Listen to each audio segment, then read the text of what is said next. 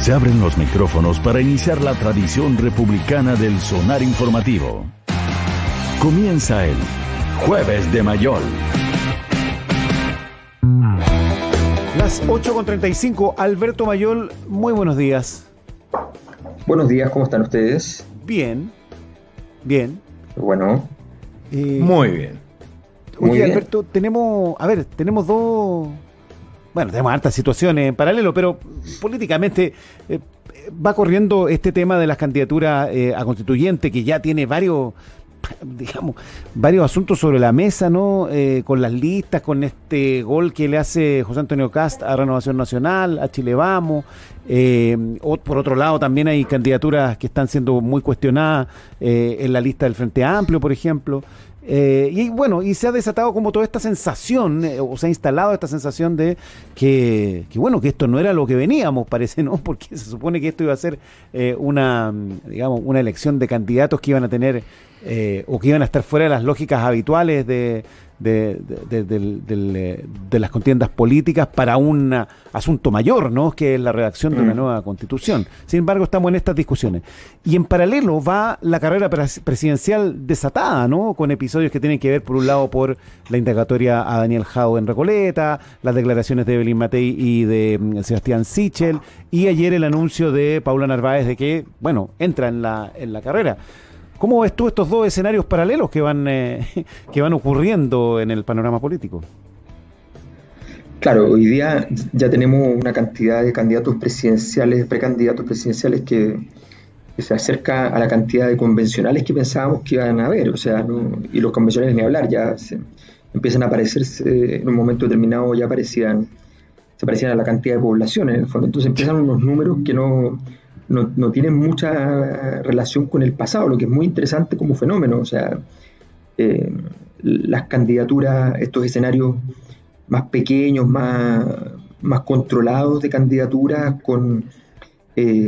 también con menos irracionalidad respecto a las posibilidades de los actores. Obviamente siempre hay 2 o 3 candidatos presidenciales que incluso se terminan inscribiendo de manera milagrosa con firmas que después no se traducen ni siquiera en los votos. Recordemos que esas cosas han pasado.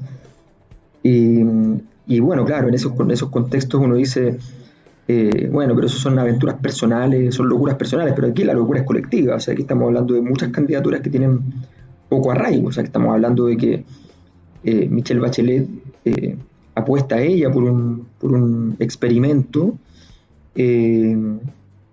con un nombre que probablemente tenga entre uno de sus principales pasivos, y eso es muy importante en candidaturas presidenciales, el desconocimiento público. No es una persona, aunque haya tenido cargos importantes, no es una persona conocida, no en ningún momento estuvo antes en una condición de fama intensa y relativamente prolongada. Entonces eso hace muy difícil que exista como posibilidad real. Y eso es lo que nos está pasando por todos lados. Por otro lado, yo creo que de alguna manera hay una cosa que tú dices que es bien importante, que es como esta idea del clima, de que venía llegando la magia, ¿ya? Y era una especie de momento, la convención constitucional iba a ser un momento tipo Harry Potter, ¿ya? Y resulta que, claro, el problema de la política es que, o su virtud, depende de cómo se le mire, esa es la verdad, eso es lo terrible y lo potente que tiene, es que en realidad las consideraciones éticas suelen quedar rápidamente obsoletas. Y en ese contexto, sencillamente, Renovación Nacional da una demostración más en su historia, porque eso sí tiene historia, de que es un muy mal puntero de campeonato. O sea, Renovación Nacional ha tenido momentos en los cuales ha sido el principal partido del país. Este es uno de esos momentos. No significa mucho, esa es la verdad. Pero también fue a principios de los 90, y las 2 veces los partidos de ultraderecha lograron tomar control de la situación teniendo casi nada. O sea, en el caso de la UDI, cuando Jaime Guzmán negocia y le entrega a Gabriel Valdés la presidencia del Senado, con sus 2 solos senadores, permite tener a la UDI en una posición preferente y deja a RN, que tenía una cantidad enorme de senadores, lo deja fuera. Y ahora también una Renovación Nacional, que es un partido más grande que el resto de los partidos, no tiene capacidad de vertebración porque pues, llega un José Antonio Kast y puede hacer y deshacer con ellos. Ahora, pero si lo que hemos visto en el área internacional tiene reflejo aquí, andar pactando con gente como José Antonio Kast es hipotecar tu potencial credibilidad de cara a las próximas elecciones, ¿o no? Claro, lo que pasa es que eso en Chile cuesta entenderlo primero porque es muy evidente que no les importa mucho la política internacional, y en segundo lugar porque normalmente requiere de una política que tenga ciertos tiempos, o sea que se esté jugando a 3-4 jugadas más. Ya.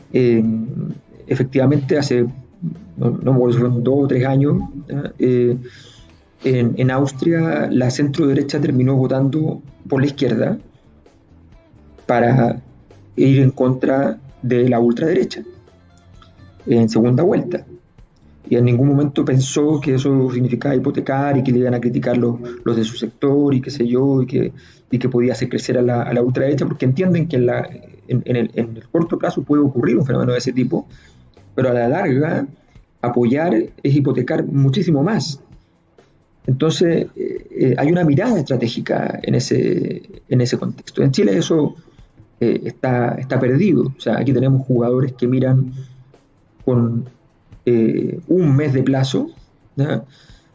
Hay jugadores que, o sea, no nos olvidemos que esta cuestión es tan absurda que cuando se va a hacer el terreno de la encuesta CEP, los candidatos y el sistema político que aparece en la CEP, que es evaluado, se movilizan rápidamente para aparecer lo más posible en prensa para poder mover un par de puntitos ese puntaje. O sea, ese es el nivel de reflexión para poder mover tu condición estructural en la posición competitiva del sistema político. Entonces tenemos eso, que es como lo más sofisticado. Después los que piensan a la semana, los que piensan al día y los que piensan a los próximos 3 minutos. Y dentro de esas 4 formas de ver las cosas, hay los que además algunos lo hacen mal, cualquiera de esas cosas, y otros lo hacen bien.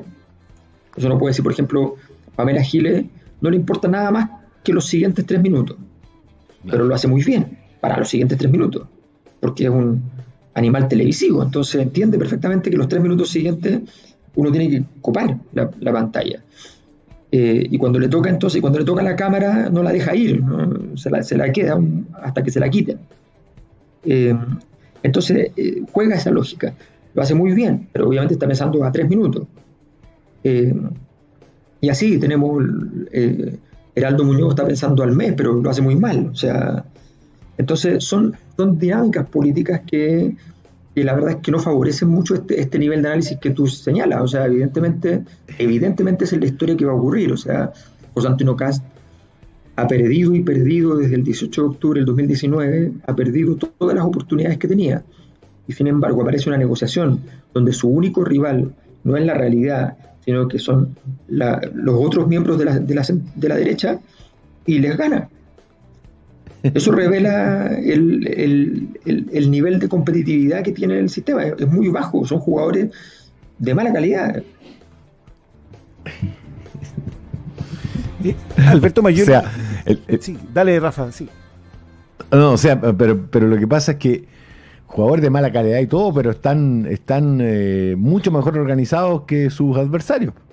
Sí, pues, por supuesto, porque tienen la ventaja del grupo pequeño. O sea, la ventaja de los grupos pequeños, a menos que tú tengas la capacidad como partido más grande de poner la dimensión del juego en un ámbito en el cual tu ventaja comparada, que es la historia del partido, el tamaño del partido, la capacidad de movilizar recursos de distinto orden, eso mejore. Pero cuando tú te sientas en una mesa de negociación donde lo único que importa es presionar hasta última hora, y el otro sabe que tú estás completamente entregado por ese 10% extra que te puede proveer, que estás desesperado por ese 10% extra, entonces obviamente sencillamente la negociación la vas a perder, porque si tú estás obsesionado por negociar sí o sí, vas a perder la negociación. Es una regla lógica, porque si el otro sabe negociar,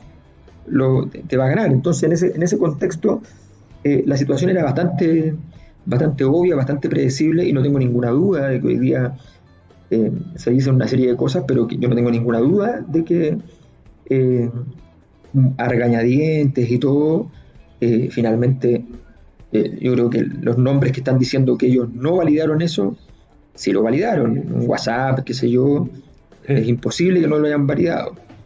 Que es lo que dice Constantino Cast, que en ese sentido yo creo que tiene toda la razón. Ellos validaron el nombre y al día siguiente, cuando vieron las reacciones, se dieron cuenta de las consecuencias, dijeron, tratemos de que eso cambie de última hora.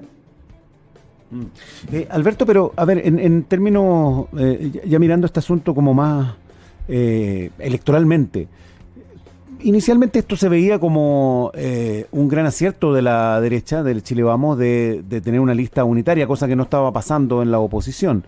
Sin embargo, ahora no sé si ese beneficio va a ser tan claro, pensando especialmente en que con la presencia de Kast y con la importancia que tiene en la negociación final, se va a tender a identificar con la lista del rechazo, la lista de Chile Vamos, más que antes por lo menos. Claro, lo que pasa es que en realidad ambos argumentos son ciertos por separado. Cuando los juntamos se hace más difícil saber qué es lo cierto y qué no. Pero, sí, por supuesto. Pero por separado son ciertos. Efectivamente estamos hablando de que la derecha con esta negociación, para ser bien concreto, la derecha venía perdiendo este partido 4-1. Primer tiempo 4-1, que era el apruebo versus el rechazo. Y por tanto, si tú a un equipo que va perdiendo 4-1 en el primer tiempo le señalas que va a terminar el segundo tiempo con una posibilidad de último minuto de lograr llegar a un empate, bueno, no hay nada que decir, o sea, es un regalo de Dios. Claro.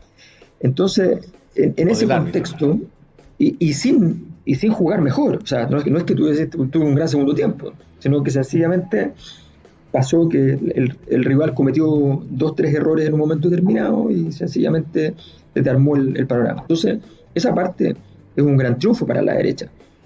Es un gran triunfo sin ganar, me refiero. La segunda pata es que efectivamente, ¿qué estás haciendo con lo que estás haciendo? O sea, ¿para dónde va lo que estás haciendo? Y ahí es donde la política es muy distinta al fútbol. O sea, cuando termina el partido, el resultado marca en el fútbol los 3 puntos, 1 punto o 0 puntos. No hay más que hablar. En la política no es así. Tú puedes creer que te llevaste 3 puntos y llegas a tu casa y te das cuenta que tenías 1 o 0. Entonces, el mundo es mucho más complicado. La política es una cosa muy, muy, muy enredada, porque el triunfo de hoy día se revela una gran derrota mañana y cosas por el estilo, o una trampa mortal. Entonces, en ese contexto, efectivamente, José Antonio Kast en este momento envuelve a la derecha en una problemática, pero también pasa algo que no le convenía a José Antonio Kast, y esto a la larga también es importante.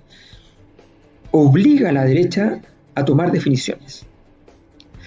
Mientras las definiciones no se tomasen, José Antonio Kast y la ultraderecha en general tenían muchas posibilidades de seguir creciendo en la confusión de la derecha. Pero esto de alguna manera ha explicitado, porque hay una cosa que pasa en las negociaciones, una ley de las negociaciones, es que nunca tienes que ganarla completa. Porque si tu contraparte en una negociación, la negociación no es una guerra, es una negociación, tú la ganas completamente, entonces tuviste un triunfo de guerra, no tuviste un triunfo de negociación, por lo tanto no tienes socio. Claro. Y se perdió el carácter societario en este. Aplastas al adversario. Exactamente. Entonces, es por eso que uno ve muchas veces que hay negociaciones en las cuales alguien puede ir más lejos y que no lo hace. Por ejemplo, esto le pasó como ministro a Joaquín Lavín para el tema del 2011, la crisis de la educación. Para la época del movimiento estudiantil, Joaquín Lavín negocia con los rectores de universidades del CRUCH y llega a acuerdo. Y gana 4 de los 5 puntos. Y va donde Piñera le presenta el acuerdo y Piñera le dice que no acepta el acuerdo porque podría haber obtenido los 5 puntos. Y entonces vuelve donde los rectores, y los rectores se ofenden y en 2 semanas están en la oposición completamente junto al movimiento estudiantil. Y se te forma un escenario mucho más complicado. Entonces, el que quiere ganar completo una negociación, sencillamente no está negociando. Quiere ir a la guerra en forma de negociación. Estamos con Alberto Mayol, como cada jueves aquí en el Sonar Informativo. Quería, por último, Alberto, dedicarle algunos minutos al análisis sobre la situación de Daniel Jadwe en Recoleta y esta investigación de la cual se conocen algunos antecedentes el último fin de semana. Y bueno, ¿cómo esto lo ves tú desde el punto de vista político y de sus aspiraciones, digamos, como candidato a la presidencia? Bueno, la política tiene que eliminar lo más tempranamente posible a adversarios de buen nivel, que juegan bien. Daniel Jadwe, no lo vamos a descubrir ahora, juega muy bien a la política. Es una persona para lo que es el sistema político actual, tiene un nivel de desarrollo intelectual que no tiene mucha competencia en el sistema. Existen, por supuesto, pero no tiene mucha competencia. Es una persona con mucha intensidad, siempre es algo que ayuda también en la acción política. Tiene obviamente sus defectos, tiene el defecto de ser íntegra y completamente un Sonny Corleone, digamos, un pasional.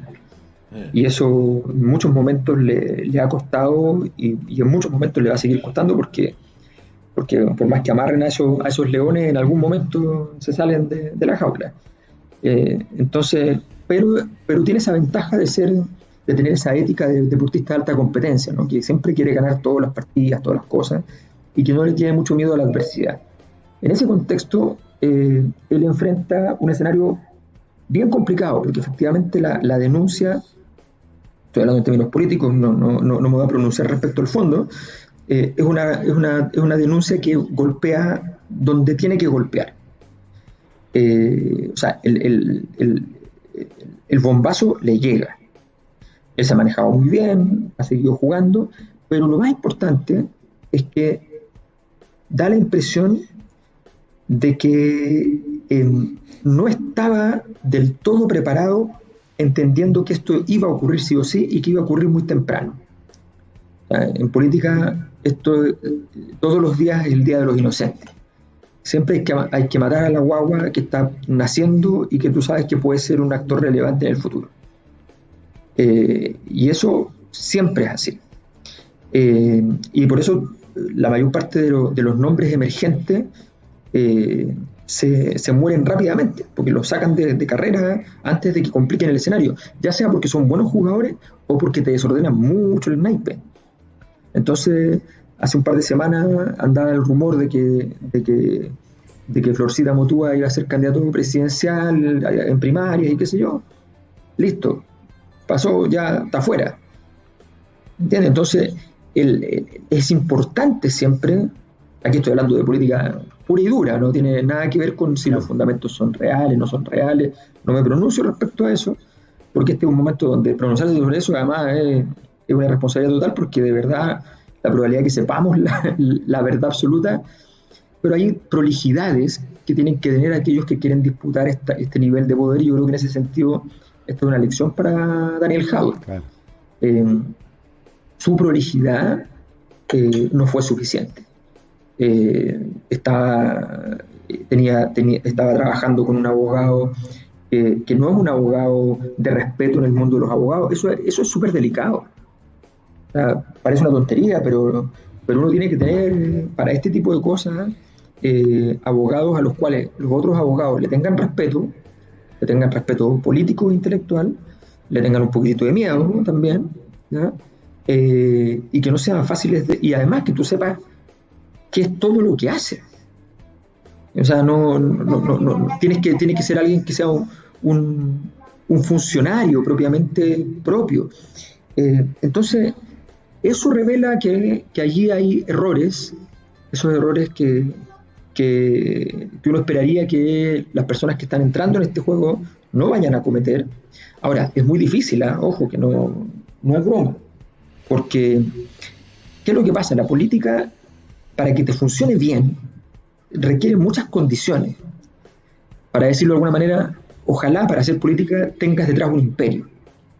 Aquellos que tienen que construir el imperio al mismo tiempo que hacer política, se les hace muy difícil al lado de los que ya tienen el imperio construido. O sea, no nos vamos a engañar respecto a las posibilidades de desarrollo como político, no sé, pues de Juan Antonio Coloma, hijo, versus otras personas que han llegado a la política sin ninguna relación imperial con el sistema. Evidentemente es diferente. Y eso es algo que Daniel Jadwe tiene que darse por notificado y no lo pueden pillar offside, porque en el fondo es muy distinto que Daniel Jadwe, al ver que aparecían los fantasmas de esta denuncia, que seguramente llegan antes, normalmente es así, aparecen algunos, de hecho fue así, porque yo lo leí en el medio ex ante, leí un par de días antes que estaba ocurriendo eso. El medio que te bloqueó. Entonces, si él lo ve venir, él tiene que salir rápidamente a llenar el sistema con otra denuncia, una denuncia igual o más fuerte contra otro actor, en fin, y que esto se vea como una respuesta. Entonces, es complicado, pero yo creo que efectivamente es suficientemente fuerte, no para matarlo en absoluto, pero sí para evitarle la tasa de crecimiento. Y eso le pega duro. Y entonces van de a uno. Pues, primero sacan a Jadwe, lo dejan con una tasa de crecimiento más reducida, y después se pasará a Pamela Giles y a los que vengan subiendo. Bien, el análisis político de cada semana con Alberto Mayol. Muchas gracias, Alberto, por conversar como siempre. Gracias, Alberto. Gracias, Pablo. Gracias, Rafa. Que tenga buen día. Chao, chao.